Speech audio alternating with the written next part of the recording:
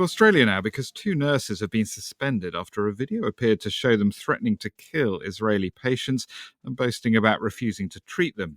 The video was uploaded to TikTok by Alex Ryvchin, who's Israeli. He's seen talking to a man and a woman wearing medical scrubs. Police say they're investigating the incident. The Australian Prime Minister's called the footage sickening and shameful.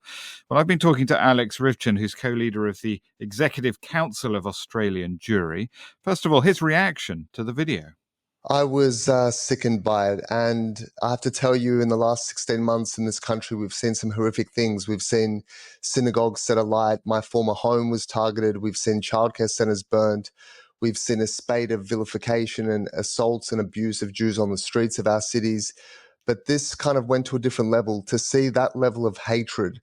And when it comes from healthcare professionals who we look to heal us and protect us, and to hear them speaking about killing people, it was just an appalling thing. Yes, I was going to say, I mean, is that what made it more chilling, the fact that these were people in a position of responsibility, people who were meant to look after us? That was certainly a component of it, that sense of betrayal, that sense of vulnerability that people now feel, and wondering about what it'll be like for them going through the healthcare system in Australia, whether they'll encounter people who harbour similar hatred. I mean, everything you said suggests that you don't think this is an aberration, though. You think that these attitudes may be fairly widespread. Is that fair? I think we'd be deluding ourselves if we said this was isolated, because in the past 16 months, we've seen a number of very high-profile events, beginning with shocking scenes at the foot of the Opera House just a couple of days after October 7, where a mob chanted "Death to the Jews" and all sorts of horrific war cries. Is the government doing enough to try and stop these sorts of things happening? I mean, the government has just passed some new laws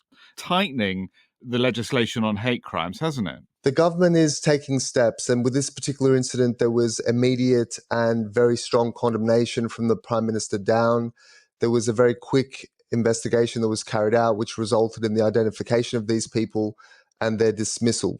Our complaint with the government has been their response from the very beginning. We feel like at the beginning of this process, starting with October 7, there was a kind of attitude of containment, or we'll see how things kind of pan out, almost an appeasement of these sorts of acts. Appeasement? I'm sure the government would deny that. But I mean, what are you getting at? Why do you think it wasn't, in your view, tough enough on these sorts of incidents? I think they either underestimated the severity, the manifestations of antisemitism and what it can do to a society, how deeply it's felt and what it drives people to do.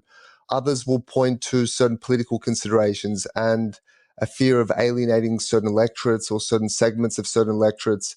You mean Muslims in Australia? The Muslim community isn't a monolith, but certainly they're numerically more significant than the Jewish community in this country. But I think the government early on tried to give benefit of doubt. Maybe they didn't know how to react, and so they hoped the problem would go away and kind of fizzle out. But I think that exacerbated the issue. I think that when you're dealing with extremists and fanatics, they go exactly as far as they're allowed to go. The government was sending mixed messages.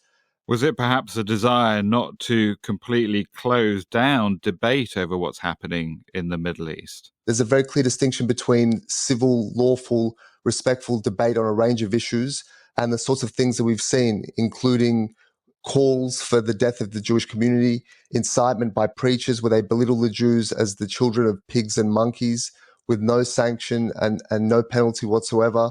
Those aren't matters of political debate. They're matters of extremism. They're matters of anti-Semitism. There needs to be a distinction, and the latter needs to be dealt with. Alex Ryvchin of the Executive Council of Australian Jury, speaking to me a little earlier from Sydney.